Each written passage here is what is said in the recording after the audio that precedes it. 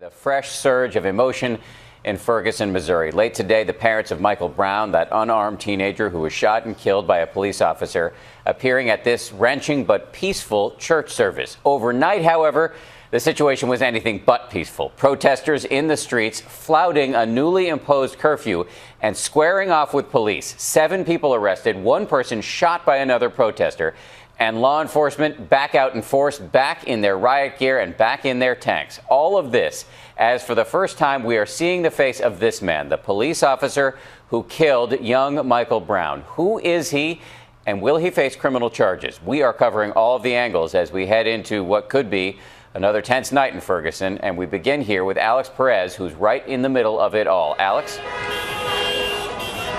Dan, good evening to you. It has been a week and a day since Michael Brown was killed, and I want you to take a look behind me here. Still huge crowds gathering on the streets of Ferguson. Tonight, hundreds of people have come in from out of town to attend that special rally. Today, hundreds crowding this mega church in St. Louis, remembering Michael Brown. In attendance, the slain teen's mother. Does the support mean something to you guys?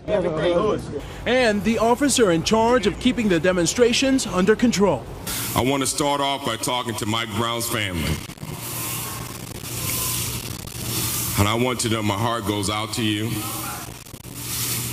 And I say that I'm sorry. I wear this uniform. And I should stand up here and say that I'm sorry.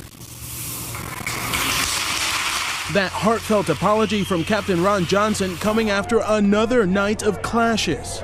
Line it up. A small army of police officers, again in full riot gear. Don't shoot. Confronting a crowd of protesters out in defiance of that midnight curfew. You are violating the state-imposed curfew. You must disperse immediately. The critical point when police learned some in the crowd were armed and 1 person had been shot. That person now in critical condition. Officers first launching smoke canisters. We're going to lob smoke first, and see if we can't disperse the crowd without having to throw gas. Then tear gas to break up the crowd. The anger here apparently sparked in part by the release of the surveillance video Friday. Police say they believe it shows Michael Brown stealing cigars just 15 minutes before he was shot. Brown's family calling it a distraction and an attempt to smear his image. This morning on This Week, Governor Jay Nixon saying local authorities should have never released the video. We were unaware that they were going to release it, and we certainly were not happy with that being released, especially in the way that it was. It appeared to cast aspersions on a young man that was gunned down in the street. And we have talked to a lot of the protesters out here tonight, and they all tell us the same thing. They will continue to demonstrate until charges are filed against the officer that killed Michael Brown. Dan? Certainly does not look like things are slowing down behind you. Alex, thank you.